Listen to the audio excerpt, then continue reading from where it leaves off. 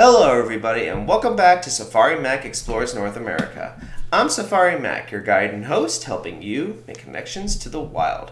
Well, ladies and gentlemen, we're still here in the Kenai mountain ranges of southeast Alaska, where today we say goodbye to the wolverine and meet a member of the Alaskan Big Five, or, in other words, the group of animals that everybody who comes to Alaska wants to see. Now, we've already met one of them, the moose, so today we're going to meet the Dall Sheep, otherwise known by their Latin name of Ovis Dalli. So be sure to make sure that you grab your hard hat gear, make sure that your insurance is up to par, and that you've signed away your liability waivers, because more than likely this animal is going to send us to the hospital room.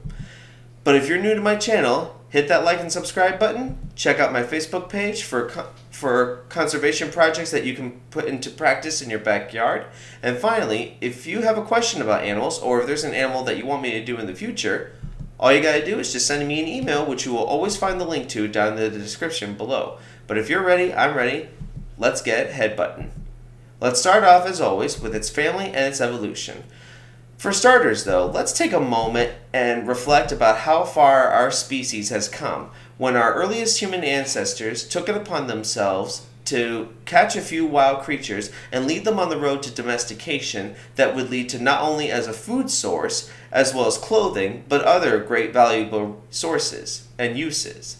However, we're going to stay away from the domestic kind, and we're sticking to basically the wild ones. For starters, the sheep is a member of the subfamily called Caprinae. That's spelled Caprinae. That is basically a fancy term for a medium-sized bovid, which they're not cows, but they're like cows, in which they are what you call ruminants, meaning they have a multi-chambered stomach. And this doesn't just limit to cows and sheep. This is also found in elk, deer, antelope, bison. Even the giraffe is considered the largest species of ruminant on the planet. But never mind them for now. In terms of the sheep's earliest ancestor, we can't exactly be sure where they originated, but what we do know is that they were thought to have appeared somewhere between 23 million to 5 million years ago, and it's believed that all sheep, whether they're domesticated or wild, are all descended from this guy, the wild mouflon, or Mouflon, to be precise in spelling. It was thought that this guy, along with other migrating prehistoric animals, went with them across the Bering Sea land bridge into North America, as well as would go east and populate different parts all over the world and become the different breeds of sheep that we know today.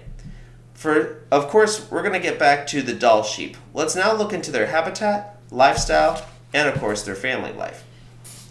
Now, as you could take a guess by the scenery, the Dall sheep is basically a mountainous creature. They are also known to inhabit alpine ridges and meadows, along with steep slopes and extremely rugged or escape terrain, where they use these as a way of finding food and resting, and for keeping themselves safe from predators, which includes wolves, coyotes, and even the famous grizzly bear.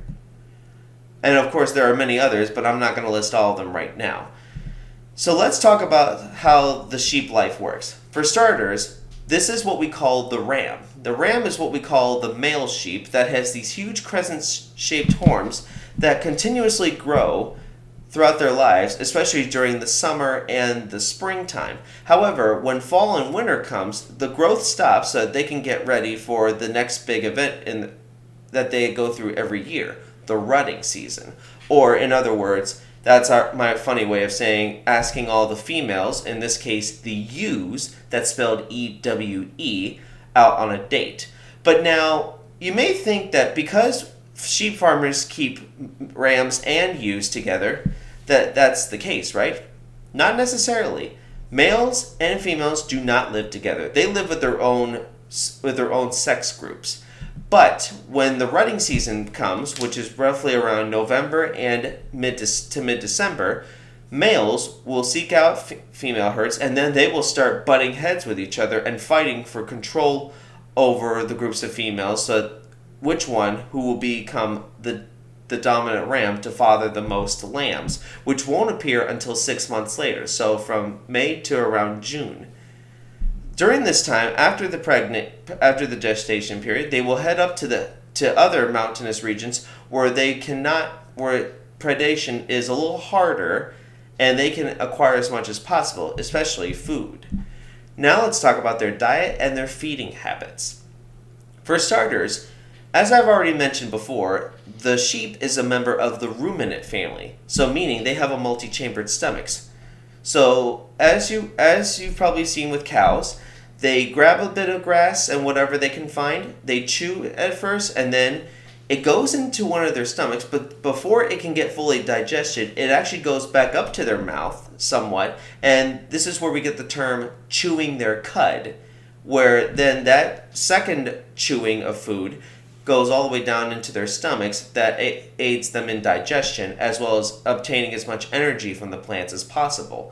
Now, as you can see by this landscape, during the spring and summer, food choice has a great variety. There's grass, there's flowers, there's so much that they can feed from.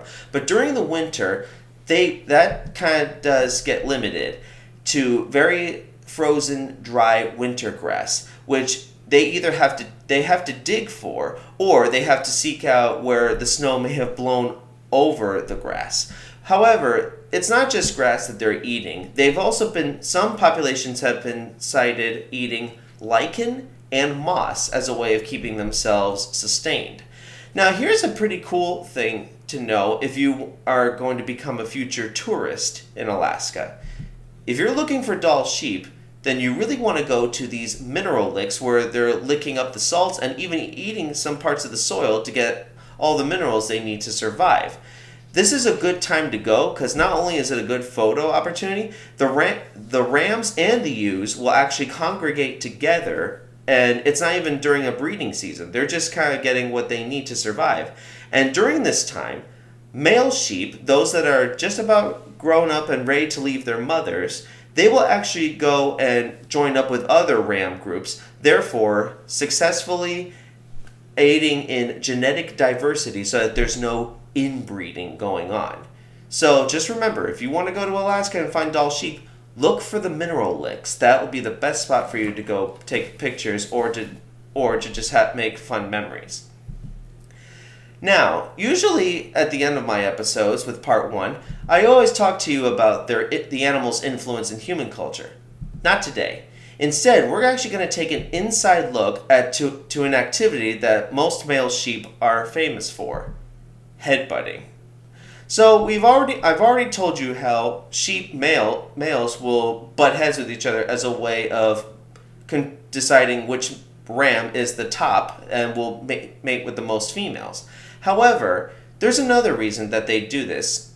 It's another way of settling disputes and even figuring out which part of the mountainside that each ram is going to control.